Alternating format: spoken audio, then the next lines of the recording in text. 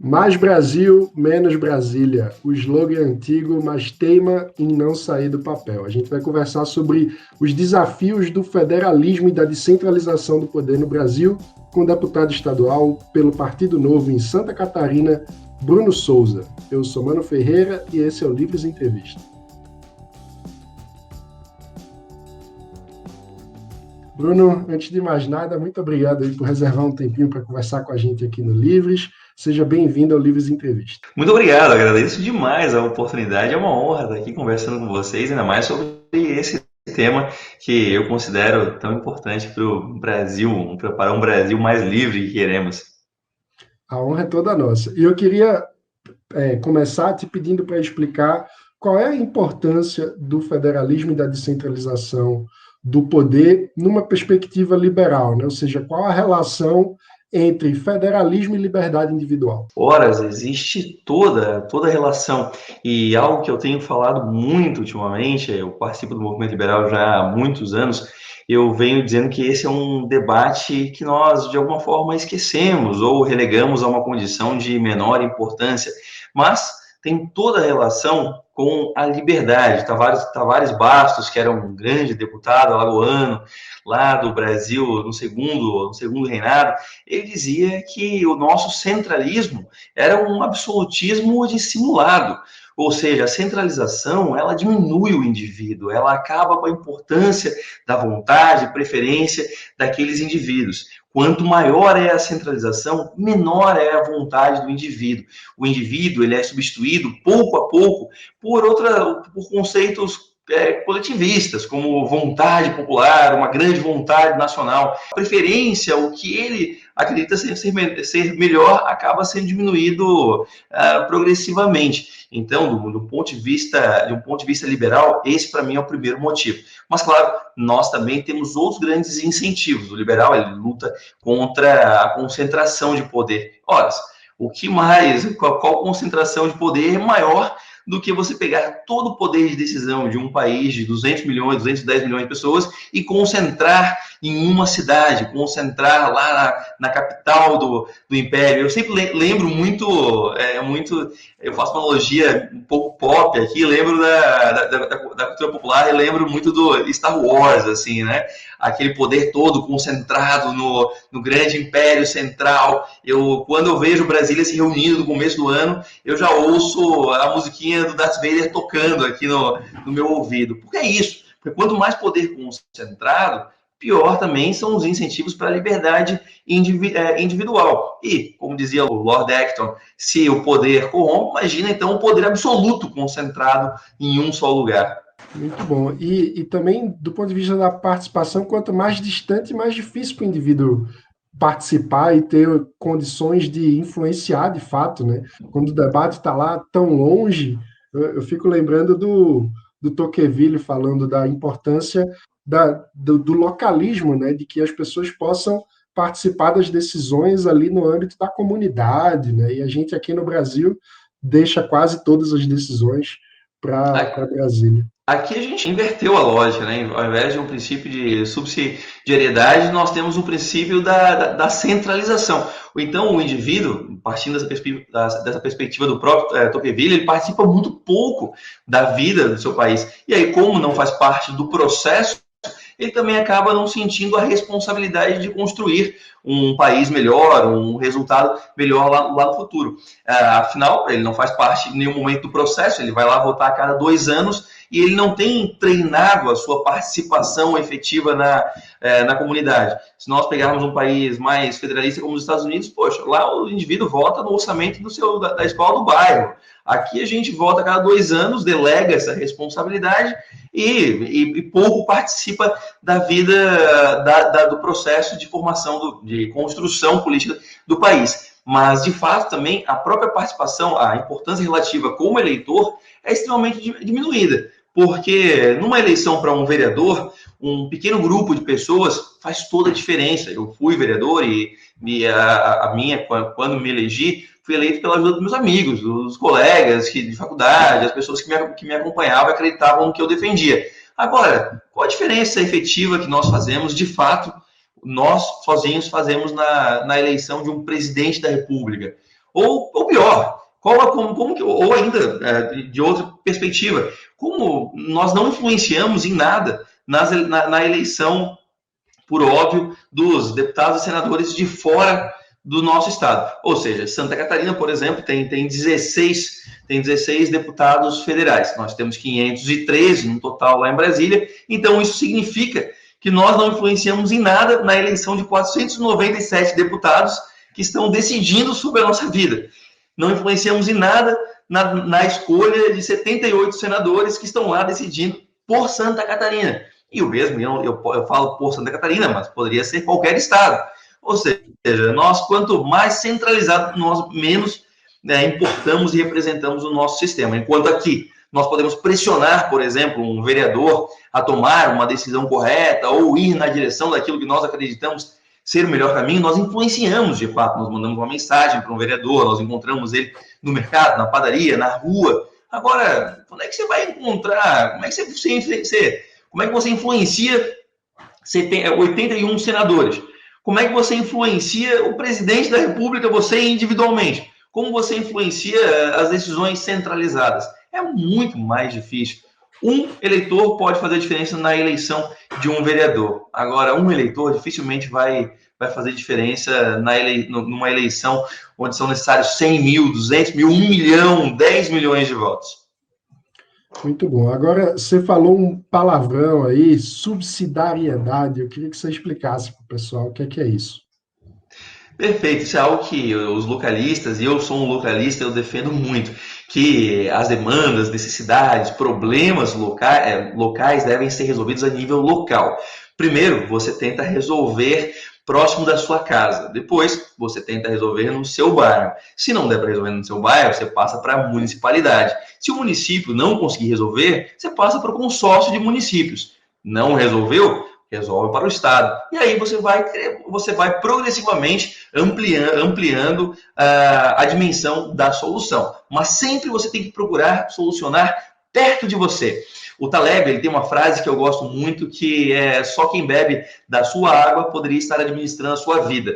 E eu acredito muito, muito nisso. Só quem conhece, mora, convive com um problema, pode tomar as decisões mais racionais possíveis. Até mesmo porque quem tomando a decisão de forma local, quem toma a decisão também vai sofrer as consequências dessa decisão, também vai sofrer os impactos dessa decisão. Agora, por que um deputado de Goiás vai se importar com as consequências da decisão que ele toma para Santa Catarina?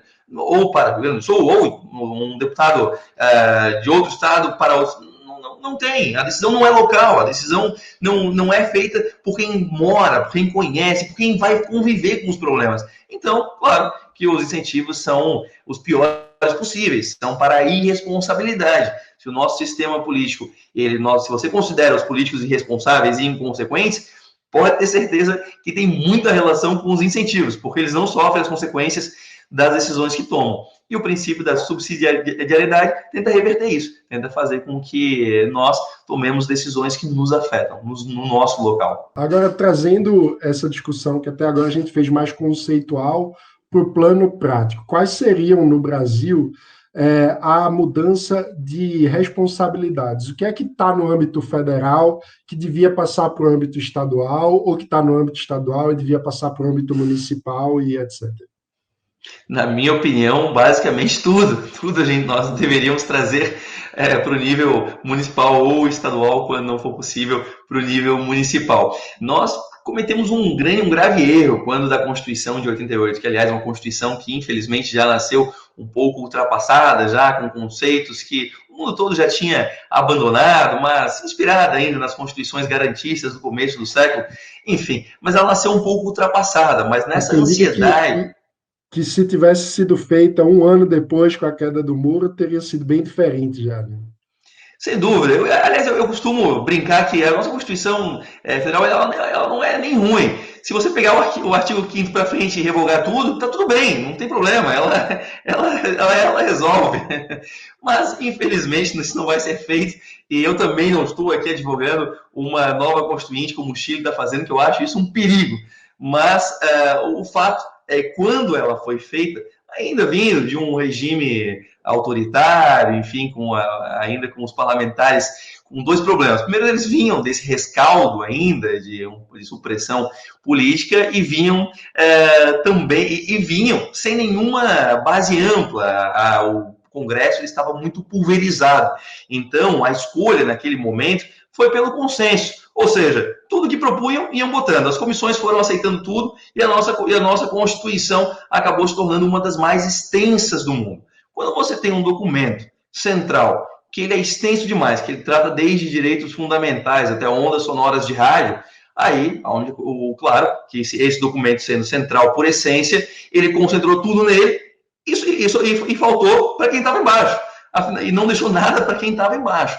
Hoje em dia, basicamente, qualquer coisa que eu, como deputado, queira propor é inconstitucional. Um estudo feito pela Mackenzie mostrou que 80% das leis estaduais que são questionadas na justiça são inconstitucionais, elas são declaradas inconstitucionais. Porque, claro, a Constituição da República, ela falou assim, bem, amiguinhos, nós vamos aqui fazer regras gerais para tudo, e o que nós não falarmos, aí sim vocês podem legislar suplementarmente. Entretanto, eles legislaram sobre tudo, não sobrou nada para os estados e municípios. Na minha concepção, isso deveria estar invertido. A Constituição Federal, se é para nós termos um pacto federativo desse tipo, ela deveria ter apenas poucas regras gerais, limitar poucas regras gerais em poucos artigos. E os estados, aí sim, decidir sobre as suas preferências. O Brasil é um país curioso. Nós nos orgulhamos da nossa diversidade populacional, cultural, mas nós aceitamos tranquilamente uma uniformidade normativa. Eu não entendo isso. Nós temos que trazer para baixo. Cada estado tem as suas preferências, tem as suas prioridades, conhece as suas condicionantes, tanto culturais como geográficas. Gente, por que Código Ambiental tem que ser feito em Brasília? Porque se o Pará é absolutamente diferente de Santa Catarina, se o Mato Grosso tem condicionantes ambientais totalmente diferentes do litoral Atlântico, meu Deus, por que essas coisas têm que ser feitas de forma centralizada? Agora o pessoal está discutindo lá em cima se legaliza ou não legaliza jogos e cassinos. Mas, nossa, por que tem que ser em Brasília? Eles não saem daquele impasse. Deixa os estados decidirem isso. Quem sabe Santa Catarina decide que deve explorar o seu litoral permitindo cassinos e jogos. Rio Grande do Sul talvez decida que não, porque acredita que isso talvez vá influenciar, aumentar o crime organizado. Ok, cada um faz a sua decisão conforme a sua preferência. O belo disso é que depois de 5, 10 anos, nós vamos poder comparar os resultados. No Brasil, a gente não pode fazer isso, né? No Brasil, nós somos tão solidários que nós erramos juntos. Nós tomamos uma decisão centralizada, todo mundo se abraça e dá o passo adiante do abismo junto. A gente nunca sabe o que seria, a gente nunca tem o contrafactual, né? Como é que teria sido tomar uma outra decisão, comparar com alguém que tomou uma decisão diferente. A gente faz tudo junto, por conta dessa centralização. Por isso que eu advogo que tudo deveria vir, o máximo possível, deveria vir para os estados e o município. Muito bom, né? Você trouxe um aspecto aí, um outro aspecto que eu acho muito rico, que é essa questão da experimentação, né? Que a gente, se a gente não tem nenhum iluminado, dono da verdade, vamos permitir que as pessoas testem soluções diferentes e ver se com a diversidade a gente aprende alguma coisa, né? Agora a gente fica insistindo nessas soluções únicas, centralizadas e perde essa oportunidade até de ter mais conhecimento sobre como o país poderia funcionar melhor, né? Exato, inclusive ter essa concorrência regulatória, para a gente poder comparar quais políticas funcionam, quais não funcionam. E também vamos pensar no sentido inverso também ter uma limitação das ideias ruins. Porque hoje, uma decisão tomada de forma centralizada, se ela for péssima, e bom, se você acredita que políticos tomam decisões ruins, então, logicamente, a maior parte das decisões tomadas centralizadas vão afetar todo mundo. Já se as decisões são locais, uma decisão ruim, uma ideia ruim, ela é limitada pela abrangência que ela atinge, pelo local que ela foi tomada. Então, uma decisão péssima tomada em uma cidade, ela vai ficar só naquela cidade. E eu quero pensar que os indivíduos são racionais. Ninguém vai sair copiando, eu espero, decisões comprovadamente ruins, né? Apesar de que às vezes eu vejo algumas leis se multiplicando por aí que isso me põe em teste. Mas eu quero acreditar que as decisões ruins não sejam deliberadamente copiadas. Então, a abrangência, o alcance das ideias ruins, ela é limitada quando nós temos o localismo implantado, quando as decisões são locais. Agora, quando é feito de forma centralizada, ela é tiranicamente imposta a todos. Aquela decisão ruim, ela vai afetar todo mundo. E, mano, tocaste num assunto muito, muito interessante e, novamente, eu vou reforçar como uma pauta liberal. Vejam só, o Hayek já apontava o nosso problema do conhecimento. Ora, decisões centralizadas nunca poderão ser realmente eficientes, efetivas e dar conta de todas as demandas que são pulverizadas, que são milhares e descentralizadas. Por isso que decisões descentralizadas, assim como o mercado funciona melhor de forma descentralizada, vão ser muito melhor, vão ser sempre mais, tendem a ser mais eficientes. E, claro, se a gente olhava lá a União Soviética e olhava aquele negócio de Gosplan lá, de decidir preço, de forma toda centralizada, olhava, meu Deus, como é que eles acreditavam que isso dá certo? É curioso que a gente tem isso acontecendo, um Gosplan legislativo acontecendo lá em Brasília, e a gente acha normal, e tá tudo bem. Você explicou muito bem que a gente tem basicamente um nó aí para ser desatado na Constituição. Ao mesmo tempo, como as pessoas respondem a incentivos, quem tem poderes concentrados em si, como o Congresso, tem poucos incentivos para desconcentrar esse poder. Então, qual é o caminho para a gente desatar esse nó? Ora, vamos usar o discurso que eles adoram usar, mas eles usam sem medo nenhum porque ninguém está colocando isso efetivamente em prática, né? Todo mundo fala, menos Brasília, mais Brasil. É mesmo? Então tá bom, então aprova aqui esse projeto. O que eu estou tentando fazer é justamente percorrer as assembleias legislativas do Brasil inteiro e conseguir aprovar um texto para alterar a nossa Constituição. Pouca gente lembra, mas os deputados estaduais, através das assembleias legislativas, eles têm também a prerrogativa de propor alterações na Constituição Federal. Isso acontece quando 14 assembleias legislativas aprovam esse texto. E é isso que eu estou fazendo, tentando aprovação em 14 assembleias legislativas para nós alterarmos basicamente as competências tirar as competências que são privativas da União e trazer para os estados.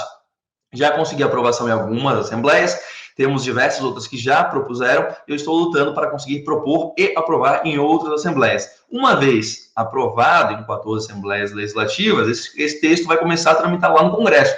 E aí nós vamos poder cobrar das nossas bancadas federais o discurso que é tão repetido, mas pouca gente faz algo efetivamente em benefício desse discurso, do objetivo desse discurso. E nós vamos poder cobrar. Inclusive, eu escolhi esse processo mais demorado, difícil, de ir através das assembleias legislativas, porque acredito que o processo, neste caso, é muito importante. Ele é didático, ele ajuda justamente a mobilizar deputados estaduais, vereadores e a população de cada estado. Então, por isso que escolhi também esse caminho mais longo. Nós poderíamos ter proposto direto no Congresso Nacional, mas, como eu falei, o processo é importante nesse caso.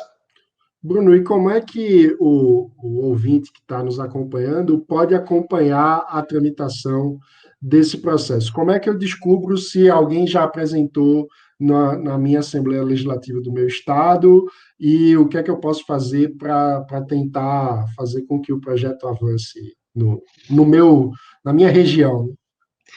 O projeto nas assembleias legislativas, eu tenho encontrado quase nenhuma resistência, porque, novamente, nós temos que jogar com os incentivos, né? Se os políticos têm incentivos para aumentar o seu poder, ok, vamos então levar para eles um projeto que aumenta o poder dos deputados estaduais, que é justamente o que o projeto faz. Ele tira de Brasília e traz para os estados, mas, enfim, eu prefiro que esteja, como eu falei desde o começo, que esteja perto das pessoas do que longe lá em Brasília.